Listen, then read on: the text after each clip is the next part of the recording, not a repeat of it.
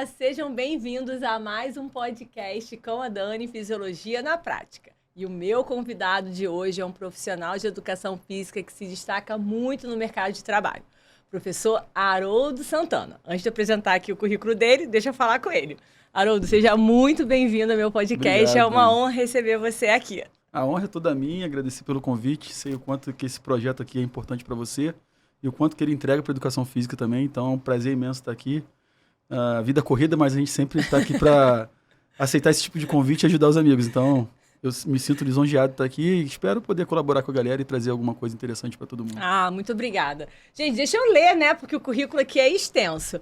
Bom, Haroldo, além de uma vida louca, que a gente estava conversando, que a gente está sempre com a vida louca, ele ainda nessa confusão, assim que as coisas acontecem, a gente está fazendo doutorado, né? Então, para a vida ficar um pouquinho mais emocionante. Assim Reta final, reta final. Reta final aí do nosso doutorando em Educação Física na UFRJ. Na verdade, a trajetória dele, né, do estrito sensu é na UFRJ, tanto o mestrado e o doutorado em Educação Física, mas a formação dele em Educação Física também é numa federal, mas um pouquinho mais distante, que é a Universidade Federal Rural, onde eu tenho grandes amigos também, que é uma universidade incrível, com um corpo docente maravilhoso. Além disso, ele é membro da National Strength and Conditioning Association, Estados Unidos, que também é uma instituição super reconhecida na área do treinamento. Ele tem 2 pós-graduações lato sensu, né, 2 especializações, uma em exercício físico aplicado à reabilitação cardíaca e grupos especiais, e a outra no treinamento de força, que é onde você, né, desenvolveu aí grande parte, né, da sua vida profissional. E ele tem algumas certificações internacionais, que depois eu vou falar aqui no meio do nosso programa. E, além disso, ele também é responsável pela preparação física avançada da Confederação Brasileira de Tênis, né? Isso, eu fiz uma certificação lá, né? A gente tem algumas parcerias. E hoje em dia a CBT, né, é uma instituição que tem bastante respaldo e fomenta, né, essa questão da capacitação dos profissionais. E eu estou tentando, né, fomentar isso também com os meus colegas, porque a gente sabe que o quão é difícil conseguir estar no mercado de trabalho e se capacitar ao mesmo tempo, né? Então a ideia é essa. Perfeito. Bom, ele já tem aí 16 anos, né, de atuação profissional na área do treinamento e condicionamento, né, Strength and Conditioning Coach. E também ele é o grande idealizador, né, do Biodesp, que a gente vai conversar um pouquinho aqui também sobre o Instituto. Ele é Head Coach Performance também da Rio Tênis Academia, coautor do livro de retreinamento de lesões e é professor coordenador de alguns cursos de pós-graduação. Aí você estava falando de mim. Quantas horas tem seu dia, Haroldo? Acho que umas 48.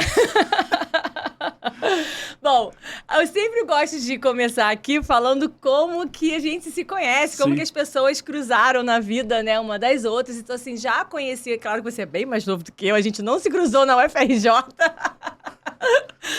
Mas, assim, eu já estava vendo o trabalho de você e do Gabriel, que é o seu sócio, numa grande conferência que tem aqui no Rio, que é o Bioconf. Então, eu já tinha visto o trabalho até mesmo de alguns profissionais que trabalham comigo, né, palestrando, trabalhando com vocês, e vi que vocês realmente vêm fazendo um trabalho muito legal, super respeitado. E aí, ano passado, né, eu tive a oportunidade de estar pessoalmente com vocês, vendo como que é o congresso, como que é a conferência, como que é o trabalho de vocês, como que é a loucura. Mas falando em loucura, a gente tá dentro, né?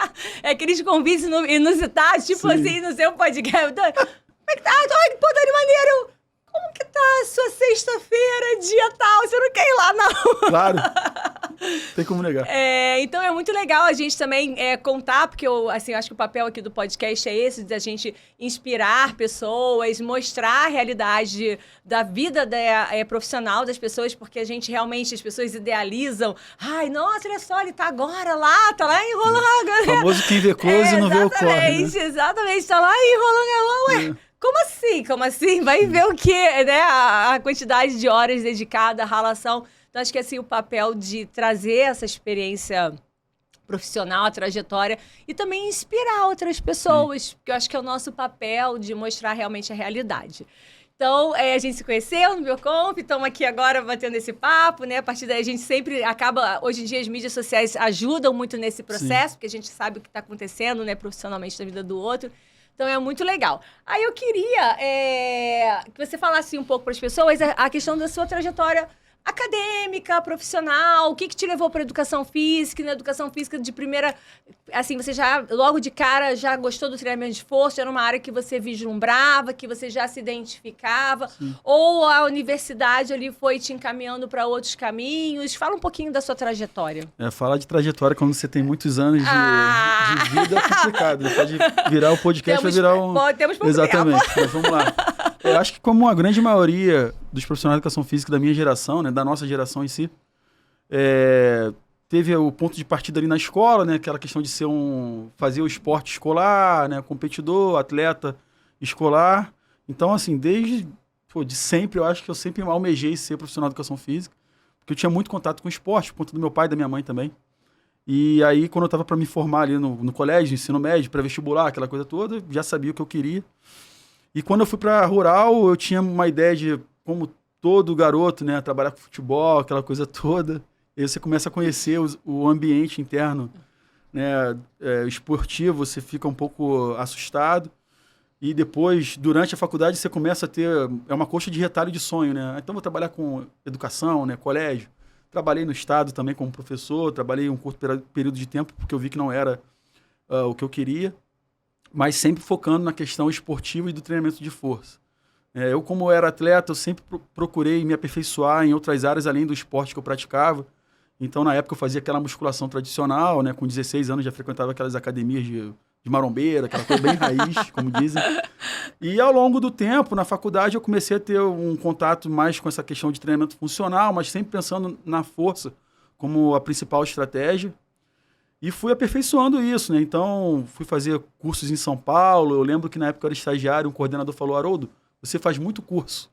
Eu falei, pô, tem uma coisa errada, né? Ele tá reclamando comigo. Porque eu tô me capacitando, exato. Né? E detalhe, eu nem cobrava, eu pagava do meu bolso. Estagiário, 2005, 2006, que era loucura, mas eu me esforçava para conseguir financiar essa questão dos estudos e fazer como reinvestimento, né?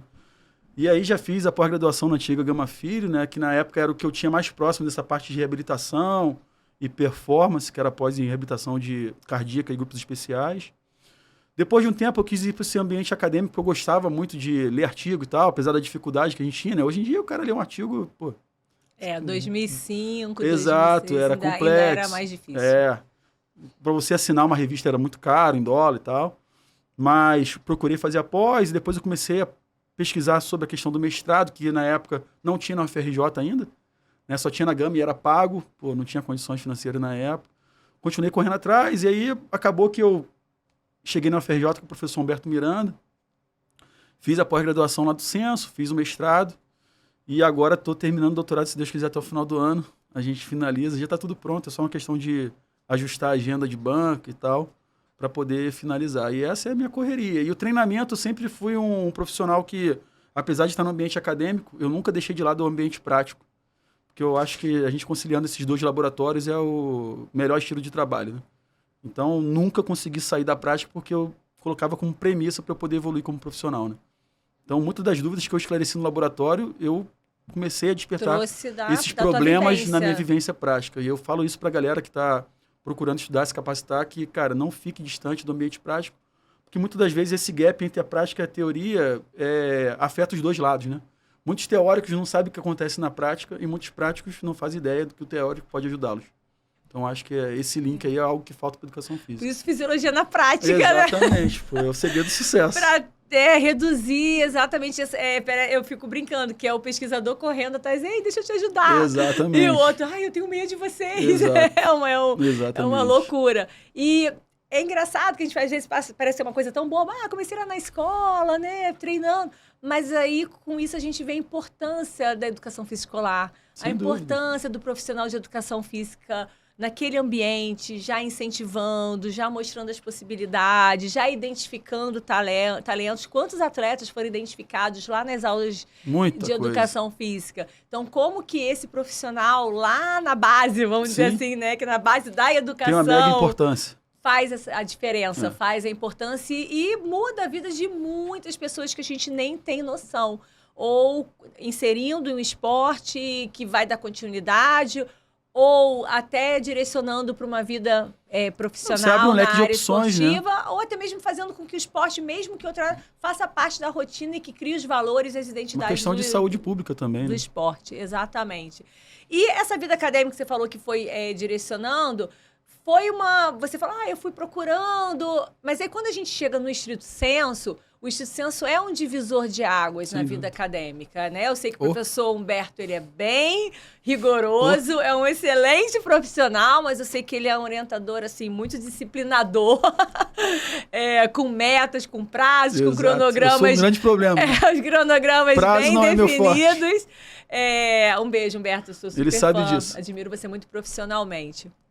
E a gente brinca que às vezes a gente é direcionado para a vida acadêmica, uma situação que você buscou aquilo, mas às vezes a vida acadêmica vem se misturando na sua. Quando você falou assim, não, agora eu acho que eu preciso, na minha carreira vai fazer uma diferença agora o mestrado, porque você estava tendo acesso, você estava se especializando nas pós-graduações, mas não, agora eu quero mestrado.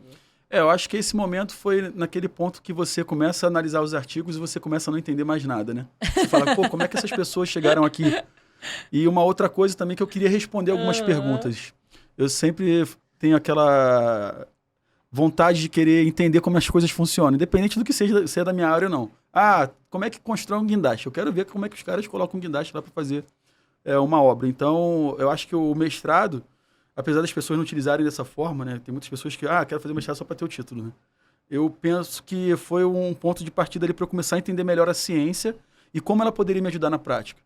Isso até o Humberto foi um cara que colaborou bastante, né? Não somente ele, como outros professores que eu tive durante esse processo, de entender que eu queria pesquisar algo que, de fato, eu aplicasse no meu dia a dia. Porque muitas das vezes... A gente pega no artigo lá, aplicações práticas. Exatamente. Tá bom, tudo bem. Aí o final, onde é que eu vou aplicar isso aqui? Então, quando eu procurei o Humberto, eu procurei ele não somente pela capacidade, né, técnica dele, mas também pelas linhas de pesquisa que ele tinha.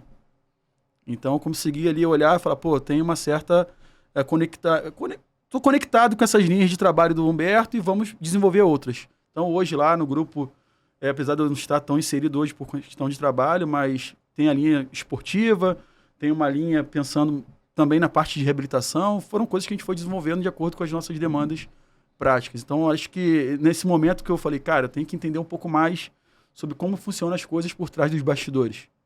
E aí foi quando eu procurei essa questão do mestrado, e aí mestrado, doutorado e por aí vai.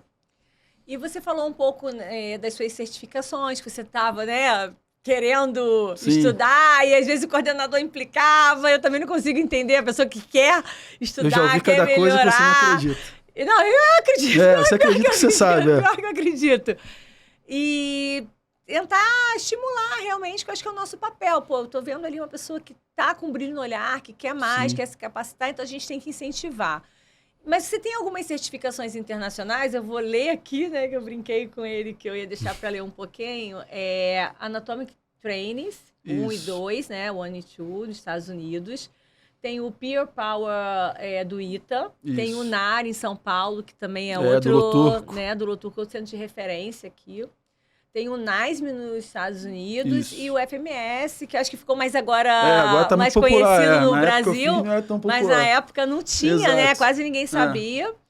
E aí, assim, essas certificações que você buscou, principalmente no exterior, a gente sabe que são certificações pagas e caras. Exato. E que na educação física, até mesmo você e o Gabriel foram um divisor de águas, assim como o Luiz também, o Rafa...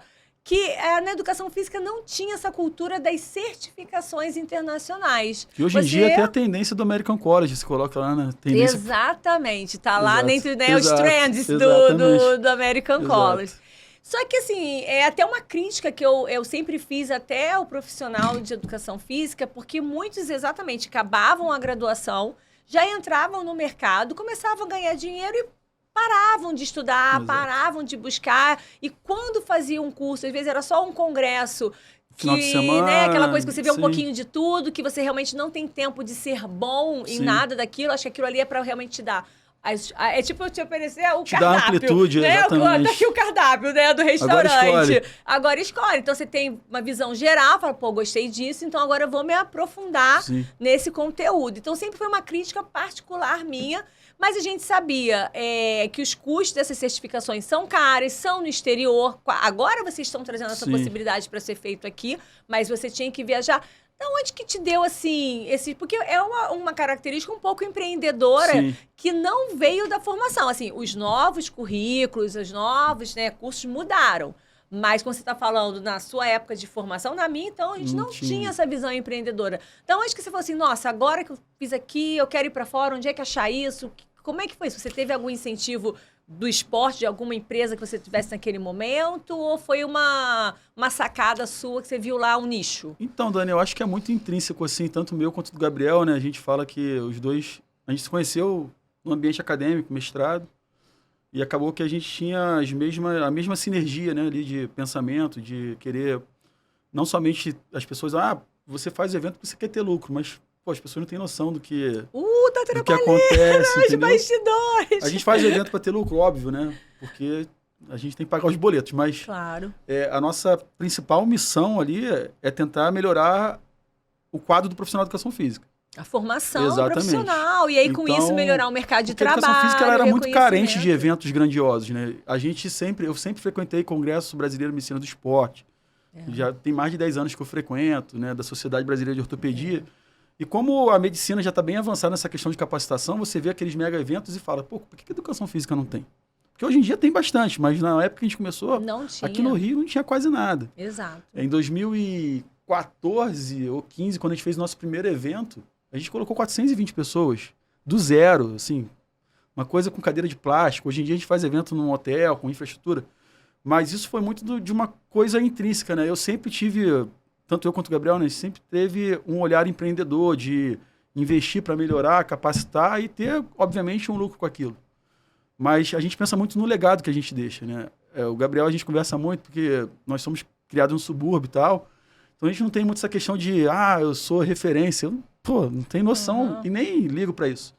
Mas é muito legal quando a gente encontra um professor, um estagiário, ou então alguém vem e fala, pô, cara, vocês fizeram um evento que mudou minha carreira. Isso não tem preço. Não tem preço, não há boleto que você consiga pagar com isso. É verdade. Isso aí é o supra-sumo da coisa. Então, acho que um dos principais pilares para a gente organizar o evento e ter essa visão empreendedora é o retorno da galera. Então, seja por curso online, as certificações, né, a gente começou a desenvolver isso porque, de fato, aqui no Brasil não tinha, porque você trazer um americano ou um europeu para cá era algo extremamente caro. Então, a gente começou a desenvolver um produto nosso, que hoje são as certificações, né, que nós temos. Quando eu comecei a fazer os cursos, era aquele investimento de cunho pessoal, porque eu sabia que tão cedo eu não teria lucro com aquilo, né, como profissional, porque às vezes o aluno não faz ideia dos cursos que você faz. Não tem noção. Não tem noção. Então, você fazer um curso de R$100 ou um curso de 10 mil para o seu aluno é um curso. Inclusive, eu já ouvi, uma das piadas que eu ouço, né, na sala, uma vez o professor falou, Haroldo, por que você faz tanto curso? Se no final das contas a gente cobra a mesma coisa de personal. Aí eu olhei pra cara dele e falei, cara, eu gosto de dormir com a cabeça tranquila de que eu tô me capacitando. Agora cada um tem a sua felicidade. Mas sempre foi uma questão muito intrínseca, eu acho. Eu acho que esse foi o pontapé inicial também para fazer esse tipo de evento e fomentar a qualificação da galera. E quando você estava lá fora, você já via, assim, cara, eu preciso levar isso pro Brasil, eu preciso aplicar isso, eu preciso... dá para criar o meu método. Quando é que o teu olhinho começou a brilhar e falar, eu quero transformar isso na vida de outras pessoas, de outros profissionais? Uma área que eu gosto muito é essa área de marketing, de vendas, né? Uma área que eu sou curioso. Cheguei a fazer o MBA lá no IBMEC, mas não consegui terminar porque foi quando eu entrei no mestrado. Então o professor Humberto falou, você tem que escolher, eu escolhi o mestrado, obviamente. Mas eu sempre analiso o mercado olhando as necessidades das pessoas. Então, quando eu comecei a fazer curso, certificação aqui no Brasil, né, às vezes os americanos vinham para cá dar alguns cursos pontuais, eu falava, cara, a gente tem que ter um produto desse nosso. Por quê? Eu vejo que o brasileiro ele sempre olha a grama do vizinho mais verde. Mas nós temos profissionais aqui, às vezes até mais capacitados do que os profissionais de fora. Muitas das vezes, esses profissionais de fora têm uma infraestrutura melhor. Exato. Mas o nosso conteúdo teórico e a nossa massa de trabalho é muito boa. Então, que eles adoram trabalhar com a gente. Exatamente. Então, assim, eles têm a questão da infraestrutura, por uma questão financeira, socioeconômica, mas nós temos a mão de obra e nós temos a galera que gosta de estudar, e gosta de aprender, e gosta de aplicar. E aí, eu e Gabriel, a gente começou a falar, cara, já que a gente não consegue trazer, né, uma certificação internacional, vamos fazer a nossa e ver se vai dar certo. A gente já está na 10ª... Eu sempre erro o número. O Gabriel é melhor com o número, mas talvez na 15ª turma aqui no Rio. Por isso que vocês se complementam. Exato. Tem que ter um é bom em uma coisa, outro é bom em outra. Mas a gente deve estar na 15ª turma aqui no Rio, na certificação de lesões. A gente já tem turma na Bahia, Teresina, 2 turmas, Brasília, Sul. Então, eu acho que a gente deu vamos dizer, né, um tiro certo e conseguimos entregar ali uma pecinha do quebra-cabeça que os profissionais de educação física precisam, né? Eu não sou aquele profissional que, só façam a minha certificação, eu não sou assim. Eu sempre falo, cara, façam todas. Porque... Vejam diferentes metodologias. Exatamente, porque a profissão ela é um quebra-cabeça, é uma pecinha que você vai colocando ali, vai somando, e quando você vê, o quebra-cabeça está bem montado, bem estruturado. Então façam todas que tiver interesse. Eu acredito que, por mais que você esteja atualizado, sempre tem uma certificação que vai te trazer ali, talvez, algo para adicionar no seu estilo de trabalho. E a formação é essa. Eu falo para os meus alunos, né? Hoje eu estou como professor, mas final de semana passada eu estava como aluno, fazendo algum curso, que até hoje eu faço. O tempo todo. A minha esposa, ela brinca muito. Ela fala, cara, ela está comigo desde quando eu era da graduação, né? Ela fala, desde quando você se formou, você nunca parou. E não pretendo parar, porque é isso que me faz ter gás para continuar ensinando, né? Aprendendo. Eu acho que esse é o segredo. Com certeza, eu também nunca parei. Não tem como parar. Se parar, parou, né? A partir do momento que você está no meio acadêmico, que você gosta da pesquisa, que você tem até uma responsabilidade ética, né, e social com o seu grupo. Atualização faz parte do processo. Atualização faz parte, exato. Eu concordo com o que você falava lá. A tua aula é igual a minha, mas eu quero entregar o meu. Exatamente. O meu que eu quero dormir tranquilo, que eu estou dando o meu melhor, eu estou certo e também atualizado em relação ao conhecimento que eu estou transmitindo. Incrível. E, assim, normalmente a pessoa vai mestrado e aí já vai direcionando para a área acadêmica e você normalmente é convidado para dar aula numa graduação e começa a entrar na universidade. Mas você, assim, deixou a sua carreira bem determinada. Eu dou aula na pós-graduação, na especialização. A graduação, você gostava, mas não entrava na tua rotina? Então, eu cheguei a dar aula na graduação por 2 anos e meio.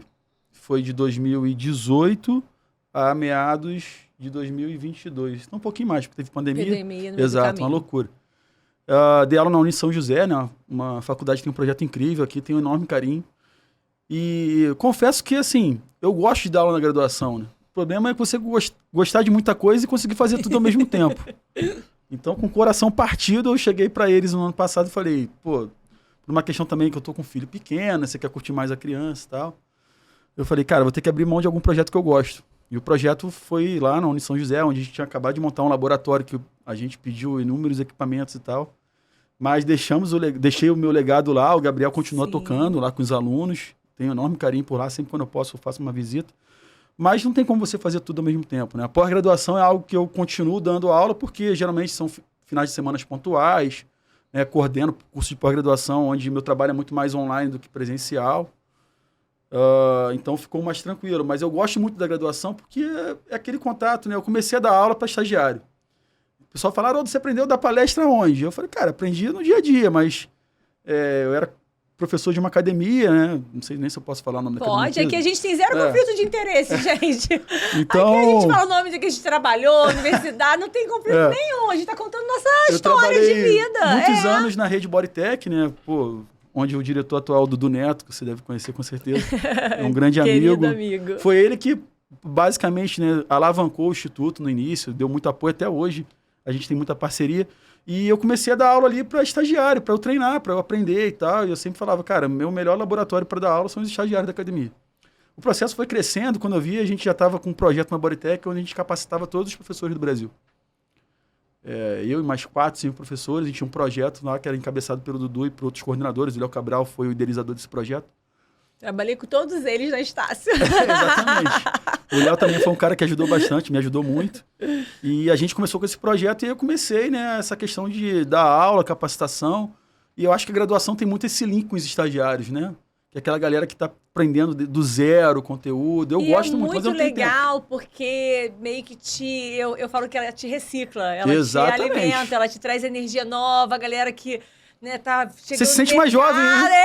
Se sente mais jovem, isso é fato. Exato. Te traz energia nova, te renova. A graduação ela te renova sempre. Sim, sem dúvida. Por causa dessa vontade, você ainda vê muito desejo ali em relação a construir. Muitos sonhos, muitas angústias também. Exatamente. Bom, eu mandei beijo pro Humberto, vou ter que mandar agora pro Dudu, pro Léo. Super profissionais que eu tenho um carinho absurdo também. E nessa de graduação, tudo bem, abrindo mão de projetos, você pensa, acabando o doutorado, tentar organizar a sua vida para tentar um concurso, começar a se dedicar mais assim no estrito sensu? Ou é uma coisa que você não estou pensando nisso agora, ou não tem vontade? Eu nunca gosto de falar ou não, né? Ah, não vou fazer. Eu acho que são coisas que eu espero viver bastante. São possibilidades. Então é uma possibilidade, uma porta que eu gosto sempre de deixar aberta. Mas atualmente não é o meu objetivo, porque eu estou num projeto que eu gosto também, né? Que é trabalhar com atleta.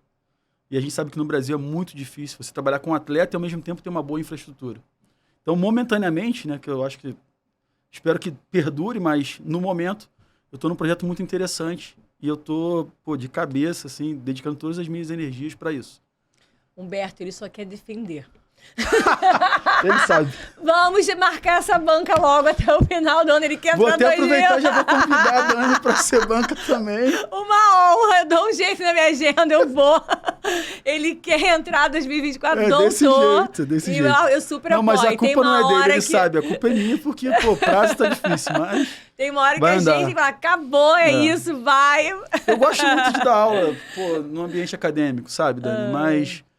tudo é questão de tempo, né? Não tem como você ter vários sonhos sendo realizados ao mesmo tempo. Infelizmente, não dá, né? Mas eu acho que a base tá ali. Então, Sim, você com o teu título, agora não é um projeto imediato, mas aquilo, claro. O universo, as possibilidades estão abertas. E é uma oportunidade também de você difundir a sua experiência e o conhecimento. Por isso que eu não descarto essa possibilidade, porque eu gosto de ensinar, mostrar para as pessoas o que eu fiz de certo, o que eu fiz que achava que era certo, deu errado. Porque a gente tem uma grande dificuldade no Brasil que as pessoas passarem a experiência.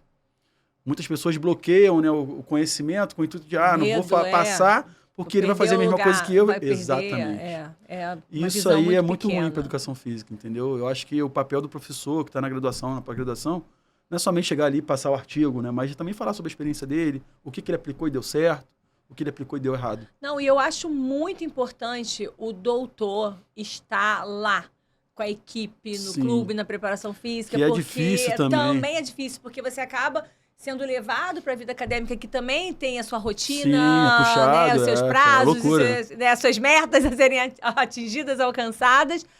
Mas é essencial também estar lá na ponta, porque isso também agrega, porque o teu conhecimento ali já não é empírico, você já faz tudo fundamentado em ciência. A gente sabe que tá renovando, né? A galera tá renovando e essa galera que tá vindo realmente fundamentada em ciência. Então, é incrível. Eu adoro e eu também defendo muito isso. E também não é porque você tem que escolher um lado. Não, dá para você viver num ambiente... porque o sistema, às vezes, ele limita muito, né? O profissional que está no ambiente acadêmico aí para esse ambiente prático, né? Isso. E é ruim. Cada produtividade acadêmica. Você tem um rigor tão grande que você não tem muito tempo de vivenciar o outro lado. Tem uma pressão constante, né? Isso é um dos fatores que me limita também atualmente a ficar no ambiente acadêmico, né? Isso. Eu não consigo dar conta disso tudo, é impossível. As métricas... Assim, melhorou um pouco agora. Sim, mas ainda a gente espera que a gente... Claro. Mas tá evoluindo, né? Tá evoluindo. A cobrança, né? Não é mais em relação só à quantidade. Exato. E isso aí tá facilitando muito. É bom ter paciência também, né? Porque a quantidade, às vezes, não inspira a qualidade. Exato. E você falou que conheceu o Gabriel no ambiente, né, acadêmico, no mestrado, mas a partir daí rolou afinidade e tal. E como é que surgiu? Você fala, não, agora a gente vai criar um instituto. Agora surgiu o Biodesp. Vamos lá. Essa história é longa. Na verdade, quando eu conheci o Gabriel estava do meio para o final do mestrado. Eu estava ainda naquele processo de grupo de pesquisa, de começar a conhecer as linhas de trabalho. A gente se conheceu naquele ambiente. O Gabriel tinha um projeto inicial ali de alguns cursos de extensão. E eu falei para ele, cara, a gente pode organizar e fazer algo maior, porque aqui no Rio não tem. E ele também tinha essa ideia, né? Na época, a gente começou a tocar o projeto em parceria com outros professores, né? O professor Vicente Lima fazia parte do projeto inicial. Depois, até o próprio Humberto também fez parte do projeto. Sendo que a gente é muito... Com o Instituto, a gente é muito workaholic, assim, é uma loucura, né? Fica naquela coisa. E é difícil todo mundo conseguir, né, acompanhar e tal. E a gente falou, cara, vamos criar o Instituto e vamos fazer essa loucura. As pessoas não têm ideia, né? Quando a gente começou o Instituto, o nosso primeiro evento, a gente começou com um saldo negativo de R$40 mil. Porque a gente não tinha patrocínio, a gente só ligava para os professores e falava assim, ó, tô te chamando para fazer parte aqui do evento. Qual é o seu prolabore? O cara falava, tá, R$2 mil. Beleza, a gente anotava e falava, não, a gente vai te pagar. Aí esperava o evento acontecer para pagar a pessoa. Começava com aluguel de hotel, sei lá quantos R$1.000. Não, a gente vai pagar também. Mas é muito legal você compartilhar aqui essa muito louco, as pessoas acham. Já começou exato, já. Não, já começou com patrocínio, já começou nunca, não, eles estavam cheios da grana, até hoje em dia a gente não tem patrocínio. A gente começa com o evento do zero. Vai construindo. Exatamente. Né? E aí, graças a Deus, né, assim, para quem acredita, a coisa foi funcionando, né? O Gabriel também é um cara, fantástico de trabalhar. A gente se completa muito, assim, né? Então, às vezes, eu não tô tão ativo em algumas coisas do Instituto, ele vai lá e compensa, também o inverso, né? Nós dois tivemos filhos ali bem próximos, né? Com diferença bem curta, então, em algum momento, eu tive que pedir para ele me ajudar, e aí depois eu comecei a ajudar mais. E é assim que a gente vai tocando o Instituto e vai construindo, né? A gente identifica muito as mazelas também da educação física e tenta trazer isso para capacitar os professores, né? Então, a gente não trabalha somente com uma linha de trabalho. Hoje em dia, a gente também tem uma empresa paralela ao Instituto, né? Que é a Transforma-se, onde é tocada por outros profissionais, mas a gente tem uma contribuição pedagógica ali, também de produtos. E a gente vai tentando empreender nessa parte de capacitação, porque eu acho que ainda é um nicho que a educação física merece ter atenção, sabe? Muito bom. Parabéns. Obrigado. E sucesso para vocês. A gente precisa. Muito. Bastante. E como é que surgiu o tênis na sua vida? Isso foi muito louco. O que acontece? A gente sabe que alguns esportes Não, as pessoas olham o Haroldo no tênis e falam, Haroldo jogava tênis. Nunca. Já vou deixar bem claro. E alguns têm aquela coisa que é o ex-atleta. Exato, também não. Né? É engraçado.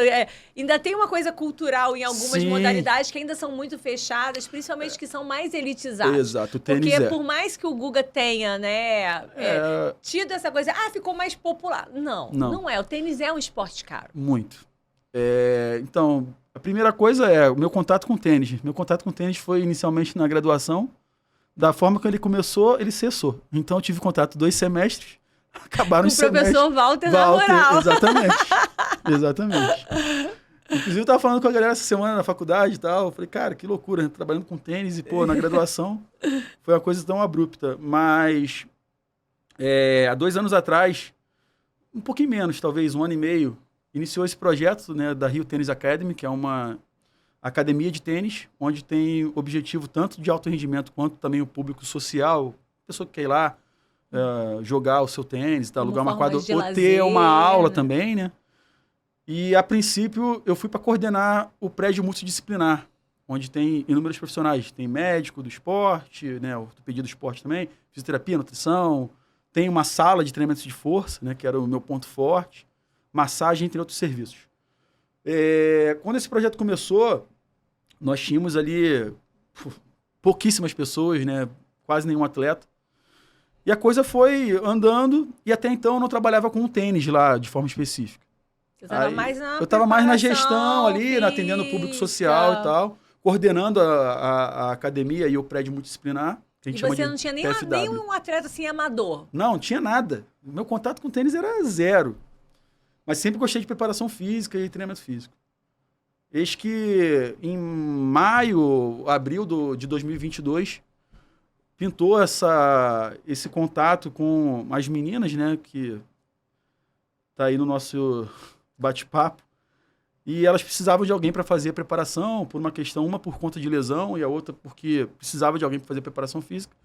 E eu falei, gente, eu vou parar, vou estudar, porque na verdade era só transferir o pouco do conhecimento que eu tinha ali de preparação física para o tênis. Então, vamos só fazer um parênteses aqui. Ele hoje está com 2 grandes atletas que estão, né, bem ranqueadas no ranking mundial, não Exato. Brasileiro. Então, a gente teve a Lourdes, a Irina, que fez uma partida incrível. Acho que está todo mundo aí acompanhando, né, que é a Irina Shimanovic.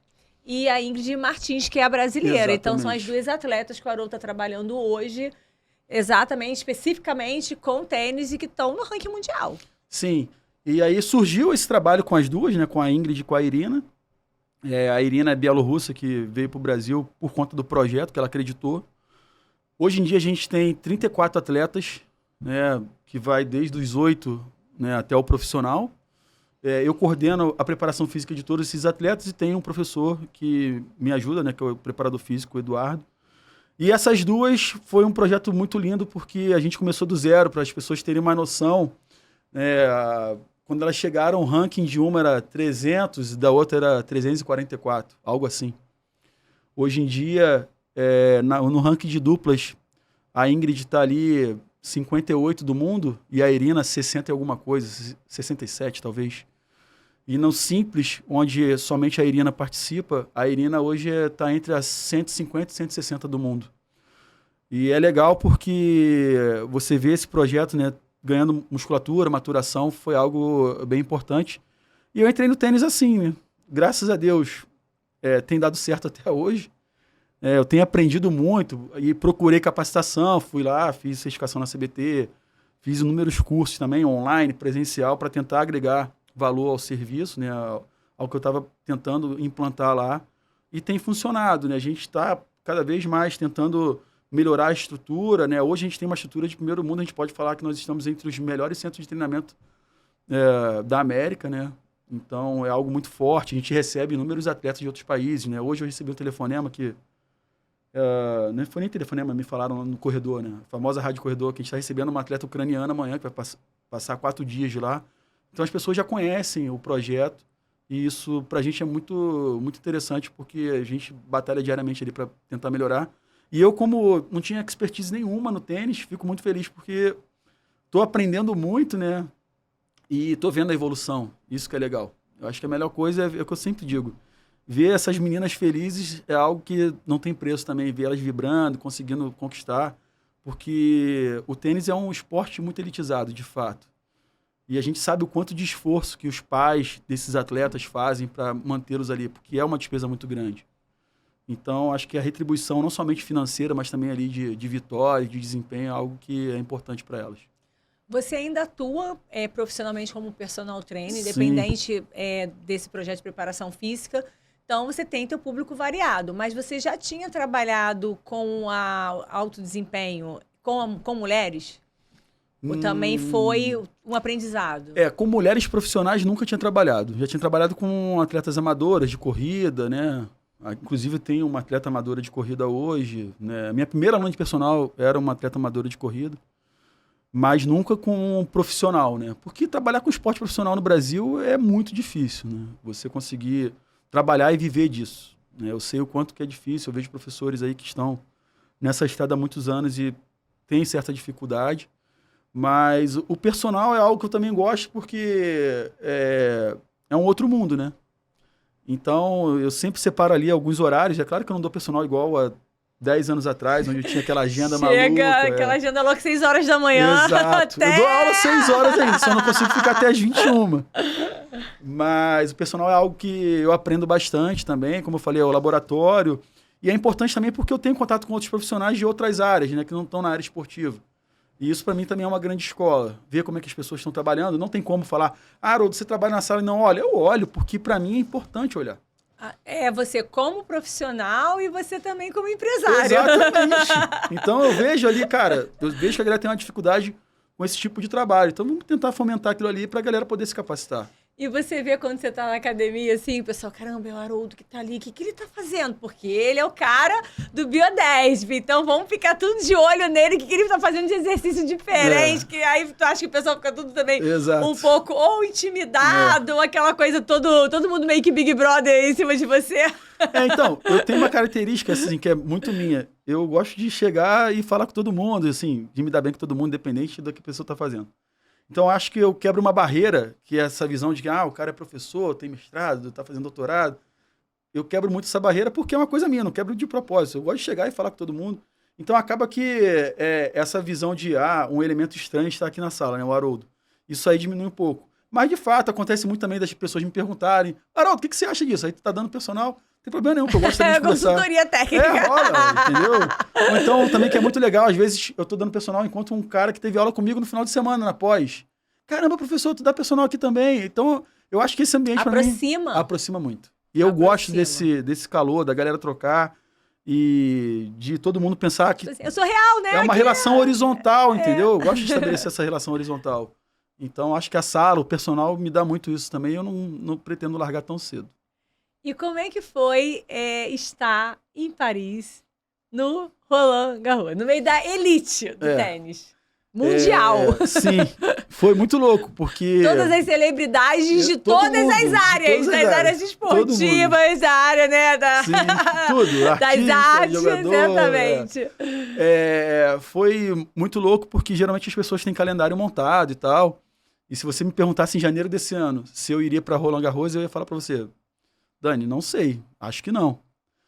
E as coisas foram acontecendo, porque elas começaram a ganhar, a ter um bom desempenho nos torneios, e para você ir para esses torneios grandes Slam, você tem que ter um ranking elevado para conseguir se classificar. E até então a gente não tinha essa perspectiva, né? Tinha como objetivo, mas não estava sacramentado que iria acontecer. E com um mês ali, a Haroldo, no caso, elas chegaram para mim e falaram, pô, quero que você vá com a gente, como preparador físico. Eu falei, cara, não estou preparado para ir assim, do nada, né? Tenho família, trabalho, entre outras coisas. E, principalmente, né, ali, tanto a Irina quanto a Ingrid, né? Pô, é legal você ir e tal. Eu falei, cara, então eu vou.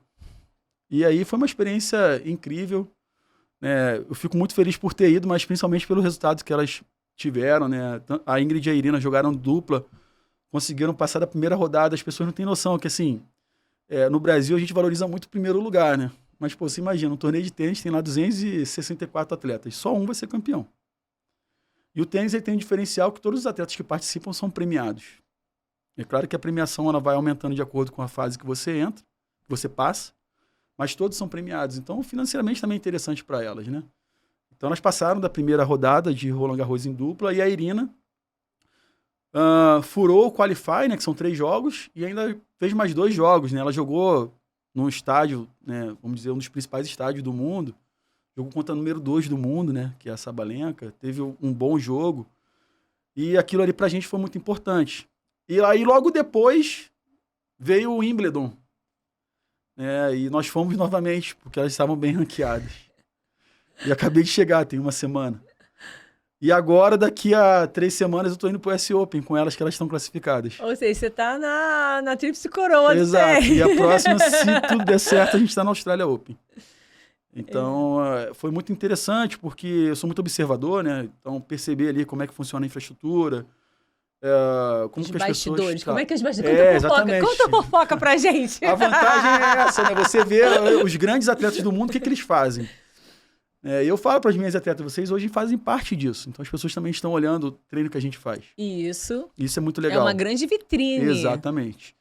E foi uma experiência ímpar, né? Você vê de tudo, né? Tudo quanto é tipo de treino, tudo que é tipo de vontade, de manias também das pessoas, né? Esporte tem muito disso. Né? A galera que gosta de fazer tal exercício antes porque acha que melhora. Então, eu fui muito observador nesses 2 torneios, né? Agora, eu sempre tento melhorar de um torneio para o outro, ver o que deu certo, o que deu errado. Eu não tenho esse ego inflado de, eu só faço isso e acabou. E, graças a Deus, elas estão evoluindo, né? A gente está... agora em Wimbledon a gente teve um bom resultado, né? A gente foi às quartas de final de Wimbledon. Então, foi um resultado fantástico, assim. Chegar em quartas de final de Wimbledon é um desempenho muito grande. E foi muito marcante para mim. Mas, assim, eu já esqueci o que aconteceu e agora a gente tá focando no próximo. Esporte é isso. Você acabou, fechou, no dia seguinte já é tudo normal. Volta do zero trabalho. E você, quando estava lá, porque você falou essa questão de estar fora do Brasil, quando a gente está falando das certificações, você sabe que as pessoas têm mais estrutura.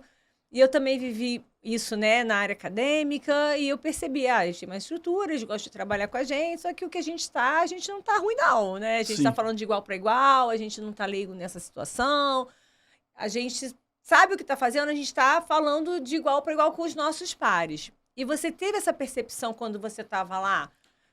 Como é que você chegou a trocar com outros treinadores? Existia essa abertura entre os outros treinadores? Ou ainda tinha aquela coisa um pouco de rivalidade? Você teve esse olhar, a gente não tá completamente perdido, ou que estou fazendo aqui uma coisa muito diferente, que ninguém está pensando nisso ainda. Como é que foi esse olhar? Então, o que acontece? Eu trabalho com tênis feminino. Eu até converso muito com elas, porque no tênis masculino, os atletas eles se falam, se cumprimentam, os treinadores conversam entre si. O feminino, não sei porquê, existe uma certa barreira. Então, a maioria delas não se comunicam muito bem, ficam muito distantes uma da outra, e acaba que isso impacta na comunicação dos treinadores. Acaba que acho que é uma coisa não só do tênis, que vem culturalmente dessa mulher, dessa competição, né? Uma pela outra, e não de agregar. Exatamente. E assim, eu tenho um inglês razoável, né? Então também não fico me arriscando muito. Mas o pouco que eu consigo conversar ali com alguns, teve uma troca, mas confesso que não foi muito, porque a galera fica muito distante. Então, na hora de aquecimento, na hora de treino, fica cada um no seu quadrado e, assim, nem se olha muito, entendeu? Rola muito disso no feminino. No masculino, não. Você vê a galera masculina é igual a famosa pelada. O pessoal chega e aí, não sei o quê. Aí um conversa com o outro e tal. É engraçado. Mas elas assumem que isso existe. Eu perguntei pra elas, gente, mas por que vocês não interagem? Ah, não sei e tal. Fulano é meio estranho e tal. Sabe aquela... tipo assim, ela também... Assim, não encaixa. Eu também não vou também lá falar, não vou quebrar esse gelo, não. Não rola um encaixe. Então, isso aí eu senti um certo bloqueio. Mas o curioso, quando eu voltei, as pessoas perguntaram, e aí, Haroldo, aprendeu muita coisa? Aí eu falo, galera, vocês têm que entender o seguinte, nós não vivemos numa bolha. Então, o que o cara tá lendo lá na Europa, a gente tá lendo aqui também. O mesmo canal do YouTube que ele assiste, a gente assiste. O mesmo artigo que publicou na revista tal, ele leu e a gente também lê. Então, existe muito essa história de que, a gente está atrasado. Depende. Eu confesso para você. Haroldo, você viu alguma novidade? Não. O que eu fiquei feliz eu vi muitos profissionais atuando com meios e métodos de trabalho que eu acho que são adequados. Então é sinal que o quê? A galera tá indo para um caminho... Que é um caminho até em comum, né? Exatamente. Isso aí eu achei legal. Na saúde do atleta. Exatamente. Que aí quando tem os extremos é que você... isso aí vai dar certo ou vai dar muito errado. Exatamente. É claro que qualquer treinador tem a sua particularidade, tem seu estilo e tal. Às vezes eu posso julgar que não seja adequado, mas não seja adequado para o meu estilo de trabalho. E o dele tá dando certo. Até porque, assim, o desempenho ele é multifatorial, né? Então você fala, é só o treino que vai fazer o cara ter um bom resultado e ser o número 1 do mundo? Não. Às vezes o treino não está influenciando em nada o desempenho do cara. Isso pode acontecer. Então, eu acho que é muito ter esse conhecimento e olhar para o nosso lado e falar, cara, a gente está atualizado. A gente está entregando algo que é tão bom quanto o que eles estão fazendo. Isso que é legal. A gente fica muito nesse olhar de que o vizinho está fazendo melhor, mas não é bem assim. E você está falando dessa proposta que você tem, né? Exatamente lá do Rio Tênis, né? Sim. Que na verdade é meio que uma academia. É uma academia. Né? É uma academia de tênis com um projeto laboratorial e multidisciplinar. Sim. E isso que eu acho que é a grande dificuldade de muitos profissionais. A integração. Porque às vezes você tem bonito no discurso, sim, no papel, mas a integração. E você acredita que muito do seu trabalho com as meninas lá nesse projeto multidisciplinar foi devido à integração? Você conseguiu essa integração? Você consegue essa troca? Você viu que isso realmente é um diferencial? Você busca isso? Eu acho que a primeira coisa... Que você busca. Queria saber como. Porque às vezes você busca e o outro não quer. Aí você, eu quero ser sua amiga. Aí você vai dizer, eu não quero. Mas peraí, deixa eu ser sua amiga. Eu quero te seguir no Instagram, mas você não deixa. Eu vou te bloquear. Tipo isso. Não, então, acho que a primeira coisa que é interessante para elas, principalmente, e eu já ouvi isso de outros atletas que treinam em centros de treinamento fora do Brasil, é você ter tudo integrado no mesmo local, né? Isso é muito bom. Muitas das vezes o tenista treina numa quadra, aí o fisioterapeuta é em outra cidade, o médico só atende tantas vezes a cada 2 meses. Então, a gente conseguir colocar todo mundo no mesmo espaço já é um grande diferencial. Muito, nossa. Isso foi muito interessante. O segundo passo é a integração entre os profissionais. Todo mundo começar a entender qual é o estilo de trabalho que a gente deseja. E isso, é claro que não aconteceu do dia para a noite. Tem muito a melhorar, mas já melhorou bastante. Hoje a gente tem um sistema, um intranet nosso, a gente tem tentado fazer as reuniões periódicas. E existe uma comunicação, o grupo no WhatsApp, que hoje em dia a gente utiliza a nosso favor. Então, o atleta foi no médico. O médico já... Ó, galera, atendi o atleta tal, já coloquei no sistema e agora na fisioterapia já pode atender. A fisioterapia vai e me manda o WhatsApp. Então, eu consigo ter, né, esse olhar de tudo que acontece. E também integro não somente esses profissionais da equipe multidisciplinar com a galera do tênis, com os coaches. Então, é calendário, é o tipo de trabalho que está sendo feito lá na quadra, como é que o fulano está indo na quadra. Eu sou o vilão da história, né? Porque até o prato de comida deles eu olho na hora que eles almoçam. Quando eu chego no restaurante, já todo mundo olha pra minha cara. Mas eu falo pra eles, cara, se ninguém fizer isso por vocês, uma hora isso vai fazer diferença. Então, hoje em dia eles já se policiam, ó, a hora tá chegando e tal. Então, essa integração da nutrição com a fisioterapia, né, a medicina do esporte, a psicologia é algo que a gente tinha, mas a gente retirou por quê? Muitos atletas já chegavam com o seu psicólogo. Tá. Então, a gente deixou isso como uma questão particular, porque vem de uma trajetória. Também, exatamente. né? Você impor, faz com o psicólogo tal, é um pouquinho mais complexo. Mas faz parte e Sim, a gente se integram exatamente, também. Exatamente, a gente tem contato e tal. Até a nutricionista também, alguns atletas trazem de fora, mas a gente oferece esse serviço. E a ideia é tentar cada vez mais dilapidar, né, essa estrutura para deixar ela mais redondinha. E eu vejo hoje as profissionais mais abertas. É claro Sem que sempre dúvida. vai ter uma vaidade aqui e ali, mas aí é a pessoa, não é o projeto. Quem trabalha com esporte geralmente é um pouco mais tranquilo, né? Exato. Não tem tanto ego inflado, apesar de isso acontece. Mas... sempre tem, às vezes, uns estrelinhas aqui, mas acho que quando todo mundo tem, assim, bem claro que o objetivo maior é o atleta... Exatamente. Aí acaba que as suas vaidades, né, pessoais ficam de lado, porque todo mundo tem o mesmo objetivo em comum, que é o melhor desempenho e a melhor saúde. Que eu acho que isso também é uma outra situação. Quando eu pego os meus atletas lá, eu falo, gente, primeiro eu vou cuidar da saúde de vocês. Porque senão começa a vir aquele discurso de que esporte de alto rendimento é sinônimo de lesão. Exato. E não é, não pode ser. Não pode ser. Isso durante muito tempo. É uma falha nossa também como profissional reforçar esse discurso. Não é exemplo de saúde. Exatamente. Quantas vezes nós escutamos isso? Exato. Escuta até hoje. Mas atleta não é saúde, né, Haroldo? Cara, como que não vai ser? Eu tenho um filho, eu não quero que meu filho chegue no esporte de alto rendimento e alguém chegue pra ele e fale, olha só, você vai ter lesão, porque você é atleta de alto rendimento. Eu acho que esse é o pior discurso, né? Jamais deixaria meu filho fazer um esporte onde uma pessoa vira pra ele e fala assim, ó, você vai se machucar, você vai ter uma lesão e tal. Eu acho que a principal coisa é ele buscar saúde, buscar desempenho e respeitar as limitações. Não tem o que inventar. Perfeito. Porque existe uma vida após o esporte e as pessoas não ligam pra isso. A gente está conseguindo mudar, mas infelizmente ainda é uma cultura. Exatamente. E a gente vê isso principalmente depois, quando você falou, pós-esporte. Quando esse atleta se aposenta, como é que tá, vamos dizer assim, essa máquina? Será que ele vai usufruir de todo o esforço que ele fez? Vai usufruir como? Com remédio, com médico? Porque ele visto como uma máquina. Como é que ficou essa máquina? Essa máquina toda estragada? Que depois você bota lá numa dispensa e sem uso... É bem isso. As pessoas não têm noção. Essa minha atleta, a Irina, quando ela chegou pra mim, ela tinha uma lesão grave. Relativamente grave, né? Não vou citar aqui o local, mas... E ela falou assim, se fosse no meu país, eu seria dispensada. Porque lá eles não reabilitam atleta. Porque a amostra de atleta de alto rendimento é tão grande que não vale a pena pra eles reabilitarem atleta.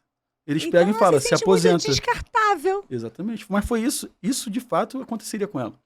Para as pessoas terem noção, ela foi número 2 do mundo no juvenil, com 18 anos, e passou 6 anos tendo lesão. Ela não conseguiu jogar um ano consecutivo. Conseguiu agora. Foi a primeira vez que ela conseguiu jogar 12 meses sem ter lesão. Só isso para você já é grande vitória. Já é uma grande vitória. E para ela também, porque isso traz autoconfiança. Sem dúvida. Incrível. Mas esse olhar de esporte e lesão é um olhar que lá para eles leva até o extremo. Se ela sobreviver, ela continua. Se ela tiver lesão, a gente descarta. A gente já tá quase acabando, né? Acho que é que passa rápido, né? Que bom. A conversa tá tão boa. Só não posso ser expulso. A gente tá tendo, eu vou direcionando pro final, mas aí daqui a pouco eu me empolgo. Só não posso ser expulso. Se eu for expulso, é culpa da Dani. Agora, eu sei que a gente tem aquele velho ditado que se o conselho fosse bom, era vendido, não era dado. Eu vivo tanto conselho. Eu acho que a gente tem que compartilhar nossa experiência profissional e a gente tem um papel ali de direcionamento, né? Acho que o papel do orientador, do professor, é esse. Se você tivesse que escolher, não mas algum conselho, algum direcionamento para a galera que está aí entrando no mercado, galera que está recém-formado, até aquela galera que já está há um tempo e está um pouco desmotivada, saturada, o que você falaria hoje para esse profissional? Eu acho que o nunca desistir é a chave. É claro que as pessoas veem hoje o Haroldo, né? Tá lá em Wimbledon, Roland Garros e tal, mas não sabem um terço de estrada que foi percorrida ao longo disso tudo. Como eu falei, né? Fui criado no subúrbio, então, quem já conhece o subúrbio de Janeiro sabe as dificuldades que a gente tem. Né? Até hoje, quando eu posso, eu tento ir lá para rever, né? Os amigos e tal. Mas nunca desistir, eu acho que é a chave. E outra coisa também, por mais que as pessoas fechem as portas, sempre vai ter uma que vai se abrir. Então é só você bater na porta certa. Mas nunca vai estar assinalada qual é a porta. Né? Se fosse assim, seria muito fácil. Então, muitas das vezes, você vai ter que ficar batendo de porta em porta até achar a porta certa. Mas isso, sem você ter vontade de conquistar, não vai vir. E então, preparado. Exatamente. Não adianta também... Eu ia falar, a capacitação, ela faz parte, porque aquela história do cavalo selado, ele passa uma vez só. Se você não estiver preparado para montá-lo, infelizmente... A pessoa até abriu a porta e é agora, e você... Não dá mais. Esqueci, não estou preparado para isso. Não vim com a mochila. Exatamente. Por isso que eu digo, né? Capacitação, expertise, experiência, troca de conhecimento entre os profissionais, e isso gera, né, uma musculatura para você conseguir alcançar esses objetivos. E pode ser algo que aconteça agora ou daqui a 10 anos. Mas... É persistência. Exatamente. Eu acho que hoje em dia tem muito essa cultura do retorno imediato. É a geração Y, Z, nem sei qual a geração que tá hoje em dia, mas... Essa geração gente, a gente não está sendo etarista, porque exato. Hoje é isso, todo mundo é não. Exato. Mas eu acho que são características... Uma questão cultural que foi implantada. Características de cada geração, exato. E a gente respeita, mas Sim. A gente tem que passar a experiência da nossa geração. Exato. Que se você não ralar, se você não persistir, se você não for muito focado, não for muito determinado, eu também brinco muito com as pessoas, que assim, quando você está muito próximo de alcançar alguma coisa, o universo te testa muito para saber se você realmente quer aquilo. É o que eu sempre digo, Dani, assim, nós viemos de uma época onde as coisas eram mais difíceis de serem conquistadas. E hoje, essa geração tem que aproveitar essa conveniência e, às vezes, até uma facilidade para pular algumas etapas que eram difíceis para nós. Mas isso não sugere que a coisa vai acontecer rapidamente. Então, eu penso o seguinte, se você tem facilidade em conquistar alguma coisa, cara, acumula mais coisas nesse período de tempo. Não pensa em pular etapa. Talvez você acumular mais conhecimento com a facilidade. Hoje em dia, o cara vai lá no ChatGPT, ele escreve uma tese de doutorado, se ele quiser. Mas ele está aprendendo alguma coisa com isso? Ele vai conseguir utilizar isso como benéfico para a formação dele. Os atalhos, né? Os atalhos rápidos. O atalho é bom, mas desde que você utilize da forma correta. Exato. Entendeu? Eu sou de uma época que a gente tinha que pegar a enciclopédia Conhecer. Você pegou a enciclopédia Conhecer. Provavelmente. Algumas, mas... Exato. Então, essa facilidade tem que ser utilizada. Usava o Comuns da biblioteca para conseguir artigo, exato. Que chegava 15 dias depois. Eu tenho uma irmã de 20 anos e uma enteada de 22, 23. Eu falo com elas, cara, utiliza isso a seu favor, entendeu? Utiliza a conveniência, a facilidade, o acesso à informação, à tecnologia, não para, às vezes, pular uma etapa, mas para você melhorar a sua capacidade. Eu acho que esse é o segredo. E essa geração mais nova precisa disso, né? É o que eu digo, tem que apoiar essa galera a correr atrás dessa facilidade para usar como algo benéfico. E não para, eu tenho que conquistar as coisas mais rapidamente. Não é assim que funciona. Tudo que vem fácil, geralmente, volta, né, vai embora mais fácil ainda. Esse eu acho que é o segredo do sucesso. E, Haroldo, projetos futuros, eu sei que você está envolvido... Bom, o primeiro projeto é defender, a gente já sabe. É a defesa. Projeto futuro, já tô até na banca, gente. Prioridade 1, 2 e 3, defesa da tese. Eu já coloquei o primeiro, agora você me fala os outros. Vamos lá. Assim, além de defender o doutorado, obviamente, né, que é uma realização não somente profissional, mas pessoal também, eu tenho hoje em dia, né, uma pós-graduação em reabilitação de lesões, onde é um projeto que a gente já está com mais de 300 alunos, que ela é híbrida, né, online e presencial, que tem um pouquinho mais de um ano, a gente abriu em junho do ano passado. Esse é um projeto muito forte. A gente tem as certificações no Instituto, né, que é a certificação em lesões e também uma certificação de avaliação. A gente tem um projeto com a Transformance, que é um projeto mais pensando em alta performance. E a gente está na perspectiva de lançar o segundo livro, né? A gente tem um livro, né, que é o livro Retreinamento de Lesões, que é um livro que é um sucesso, já tem mais de 2 anos. E agora a gente está pensando em lançar um próximo livro em avaliação, que inclusive o Gabriel vai ver esse vídeo, ele vai querer me matar, porque eu estou falando do livro e eu não consigo terminar a minha parte. Ele já vai dar aquela... Ele vai falar, Haroldo, que bom que você materializou isso no YouTube. Está documentado. Mas é um projeto bem legal, que a gente tem alguns professores convidados, né? O livro de treinamento a gente escreveu sozinho, né? Eu e Gabriel, e agora a gente trouxe alguns professores ali para poder agregar mais conhecimento. E são os projetos principais, né? E, obviamente, a questão do tênis, que eu espero que elas consigam prosperar cada vez mais, para poder ir em mais competições. E eu ficar nessa loucura aí desse calendário. Mas é basicamente isso. E continuar, né? Me capacitando, fazendo curso e tal. Essa é a vida, não tem muito o que correr. Perfeito. E agora aquele momento fofoca, eu já perguntei do fofoca do tênis. Agora eu queria saber uma curiosidade, uma mania, um toque, alguma coisa que poucas pessoas que conhecem o Gabriel sabem, só aquelas que são mais próximas, mais íntimas, que convivem com você. Fala um pouquinho do Gabriel agora aí, os bastidores, assim. Não, do Gabriel eu não vou falar, do Gabriel, olha o Gabriel. Eu posso falar também, mas eu vou guardar. Fala do Gabriel também. Então, Dani, eu acho que o meu perfil foge muito dos padrões, assim, do ambiente acadêmico, né? Então, eu sou aquele cara que gosta muito de pagode. Eu adoro também. Sou viciado em samba. Do subúrbio. Mas você sabe que não é ambiente acadêmico, eu gosto mais de rock e tal.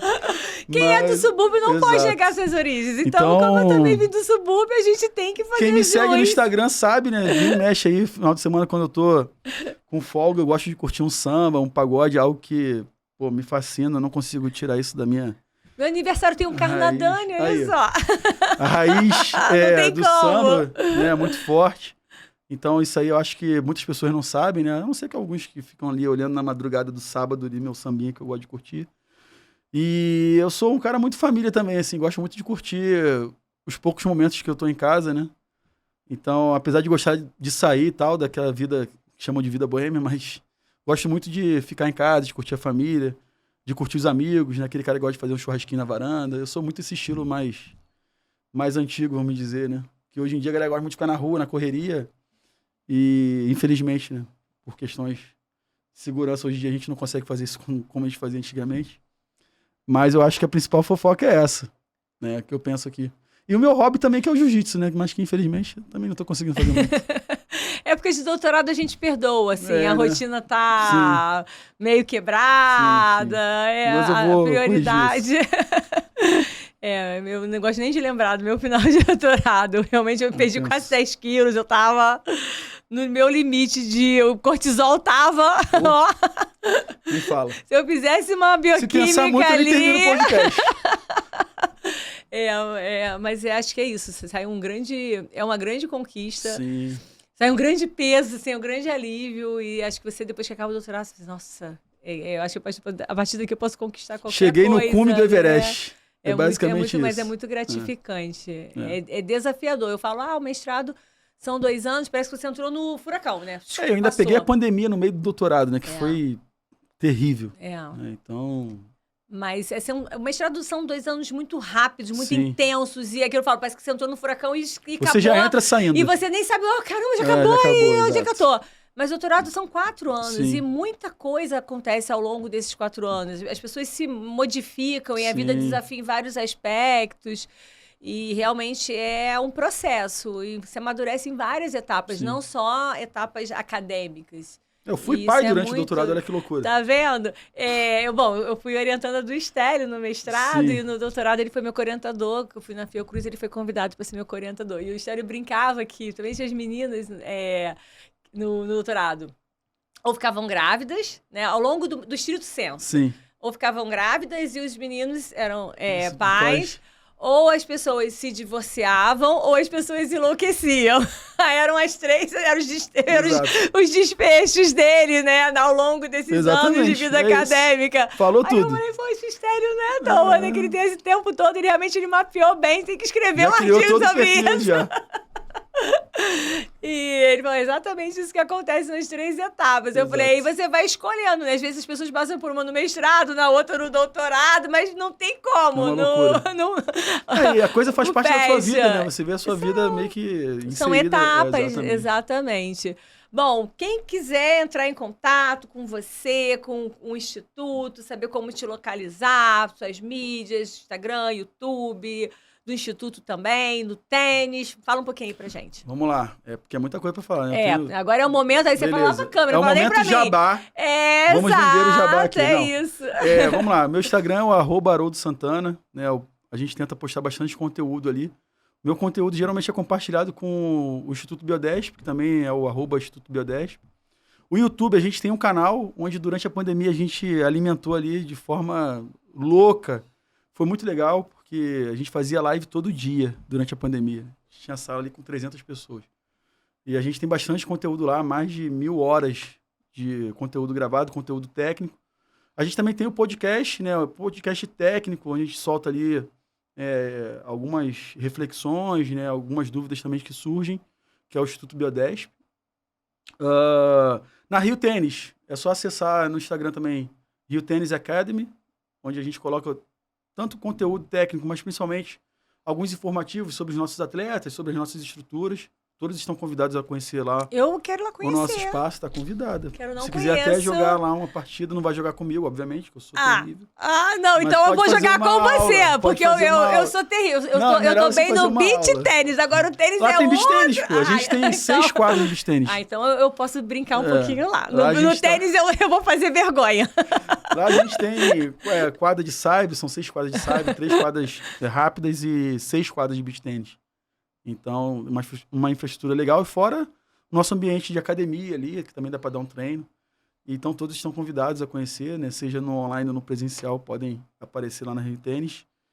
E também não esqueçam de acessar o nosso site lá, www.institutobiodesp.com.br, onde tem a agenda de todos os cursos, todos os eventos presenciais, cursos online, palestras e por aí vai. Só acessar. E a Bioconf que já vem esse Bioconf ano. em novembro, não vou falar a data porque eu não sei. Ai, o Gabriel vai matar ele.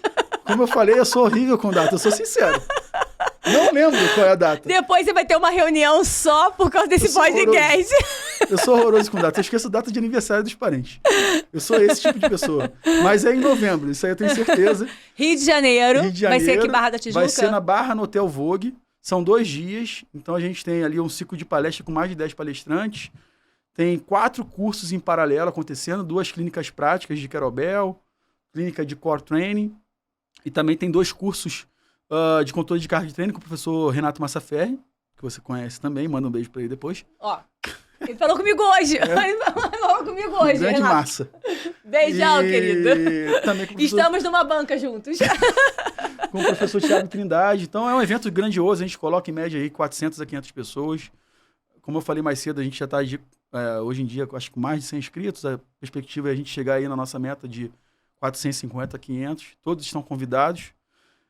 Como eu sempre falo, Dani, não é um evento que a gente faz para ganhar dinheiro. Esse evento é um evento que a gente faz para educação física. Não tem vergonha de falar. Se quiser, eu posso publicar até ali o balanço do evento. A gente faz esse evento para educação física. Muita gente chorando, pedindo desconto. Exatamente. Tem muitos 0800. Então, assim, é um evento que é para bombar, para a galera galera ter contato com esse portfólio de possibilidades de educação física. Então, a gente coloca temas variados, onde as pessoas vão tendo ali, despertando afinidade e aprofundam o conhecimento. A estratégia é essa.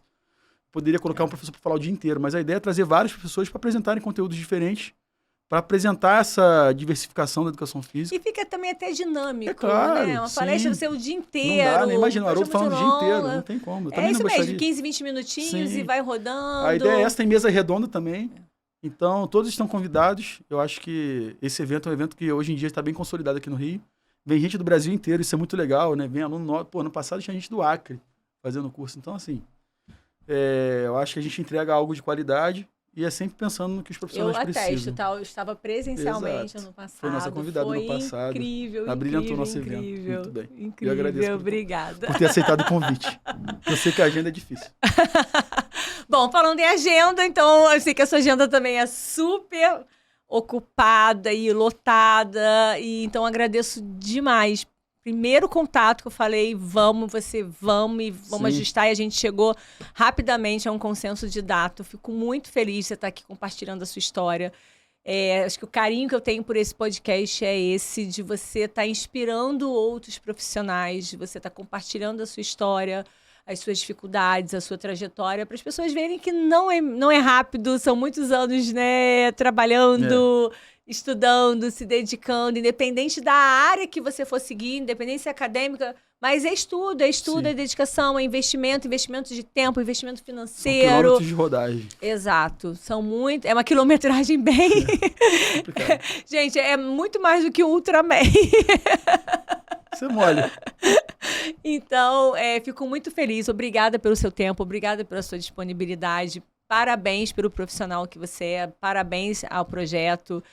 Obrigada por compartilhar e ter essa missão junto à educação física. Eu acho que isso que nos aproxima, né? Tá com os olhos ainda brilhando e querer agregar a profissão.